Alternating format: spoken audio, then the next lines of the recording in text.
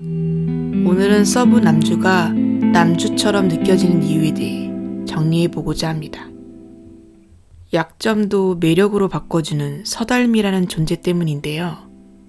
11회와 12회에서 한지평은 팩트로만 충고해주는 자신의 스타일에 처음으로 죄책감을 느끼고 있습니다. 이는 한지평이 자신의 형을 죽였다고 말하는 김용산의 급작스러운 한병 때문에 그렇고, 삼산택이 달미의 할머니 때문에 시작한 사업이 눈길이라는 것을 알게 되었기 때문인데요.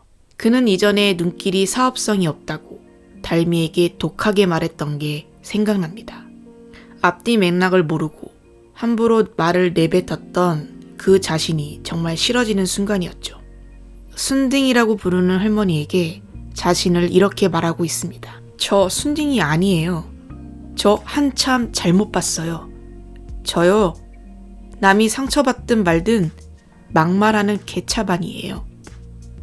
세상 잘난 척 다 아는 척 하면서 아무것도 모르는 등신이라고요.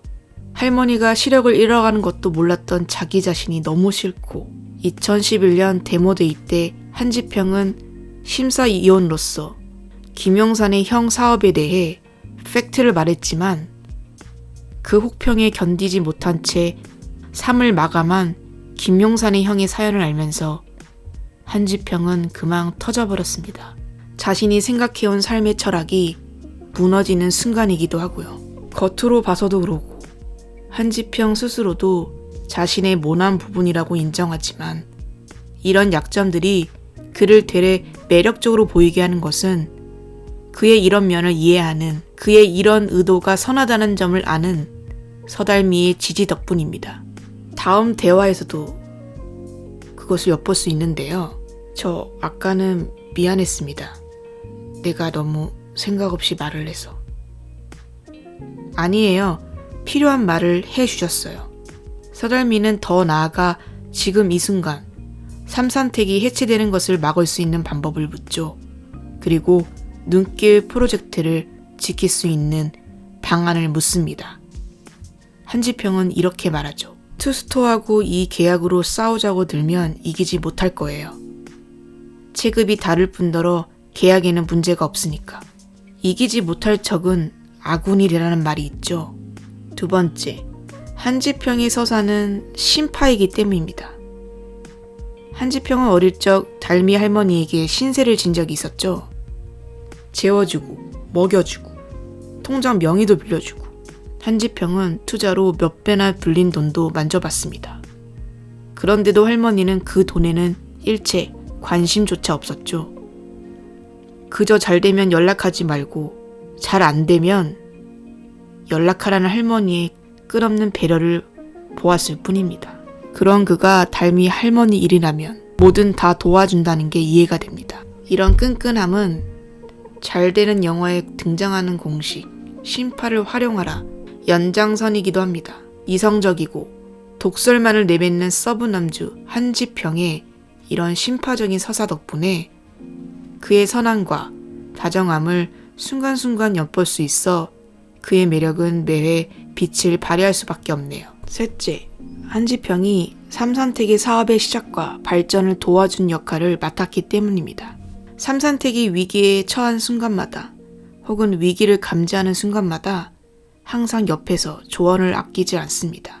드라마 스타트업이 창업에 대한 이야기를 하는 드라마로 정체성이 있기 때문에 한지평은 처음부터 끝까지 영향력을 발휘할 수밖에 없어요. 한 발 앞서 성공한 CEO이기 때문입니다.